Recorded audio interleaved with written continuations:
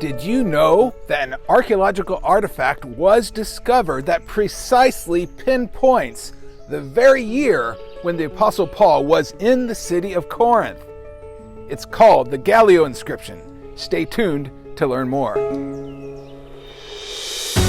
Welcome to Faith Affirming Findings, a podcast dedicated to sharing with you the incredible discoveries from the field of biblical archaeology. These findings will strengthen your faith, affirm the historicity of Scripture, and provide you with unique insights into the culture and background of the Bible.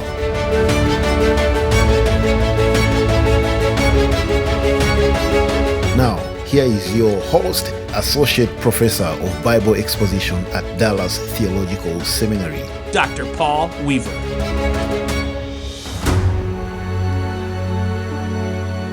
I'm excited to share with you about the Gallio Inscription, also known as the Delphi Inscription. 9 fragments were discovered at the ancient city of Delphi. The inscription was initially etched into limestone with letters that are approximately 3/4 of an inch high.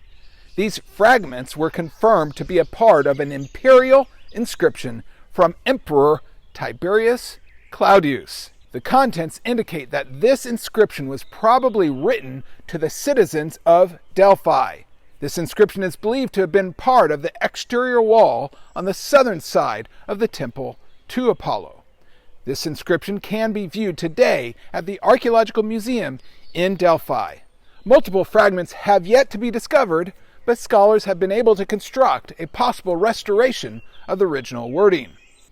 There are 2 details preserved in this fragmented stone that are significant for dating Paul's visit to Corinth. They are, first, the naming of Gallio,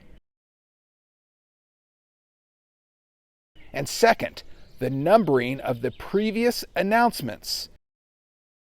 Even with the absence of a few letters, the identification of Junius Gallio is apparent. This discovered inscription was a copy of a message from Claudius. It names Junius Gallio as the proconsular of Achaia. Not only is Gallio identified by name as proconsular of Achaia, it also provides additional historical information essential to dating the year of Gallio's proconsulship. It includes the Greek letters kappa and sigma, which is equivalent to the number 26, which, with a careful reconstruction of the text, denotes the number of times that Claudius was proclaimed emperor. Although the date of the 26th proclamation is not explicitly stated, the 27th proclamation is recorded on an inscription dedicated at an aqueduct in Rome. Since this declaration occurred in the 12th year, the 26th proclamation must have taken place in the 12th year or before. A series of inscriptions affirm that the 22nd, 23rd, and 24th proclamations took place in the 11th tribunal year of Claudius. If the 27th declaration was in AD 52, then this inscription helps to solidify a narrow time frame in which Paul's visit to Corinth occurs. Regarding this discovery, Murphy O'Connor states, "This assertion that Paul's ministry in Corinth overlapped, at least in part, with the term of office of the Roman governor Gallio is the linchpin of Pauline chronology.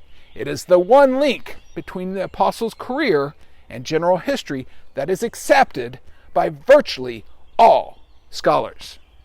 A reign of proconsular at that time lasted only a year. It is likely that Gallio's did not even last that long, due to a fever that Seneca, the younger, brother of Gallio, writes about.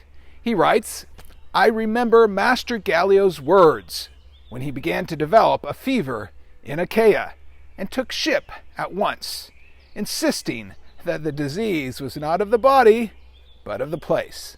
Apparently, he didn't like Corinth.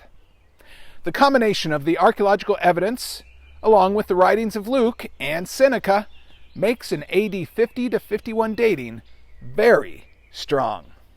Paul's visit to Corinth is one of the most well-established dates of Paul's ministry, and from which much of the rest of the events recorded in the book of Acts can be anchored. The reason for this strong level of certitude is the intersection of biblical archaeology, Gallio Inscription, and Luke's historical record, Acts chapter 18. From these sources, we can establish a strong chronology of events. First, AD 49, Priscilla and Aquilla are expelled from Rome and make their way to Corinth. AD 50, Paul joins them shortly after that, Acts 18:3.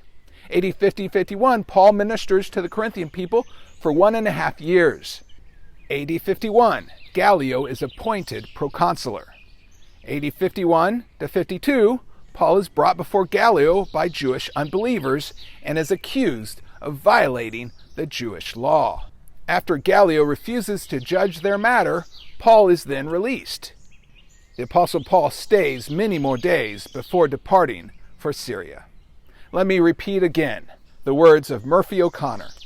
This assertion that Paul's ministry in Corinth overlapped at least in part with the term of office of the Roman governor Gallio is the linchpin of Pauline chronology. So, the discovery at Delphi, the Delphi inscription, also known as the Gallio Inscription, first affirms the historicity of Luke's account of the Apostle Paul's journey to and ministry in Corinth.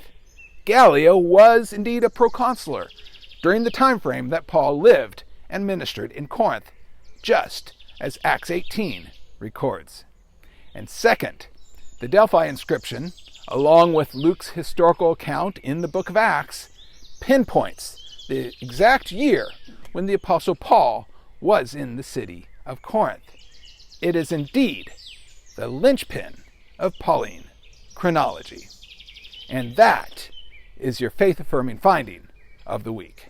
Faith Affirming Findings podcast is a listener-supported podcast devoted to affirming your faith in the reliability of Scripture and illuminating your understanding of Scripture.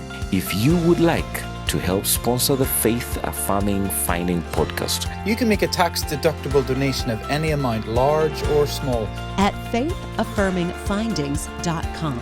That's faithaffirmingfindings.com and click on the Give tab. We hope you'll join us again next week for another exciting Faith Affirming Finding.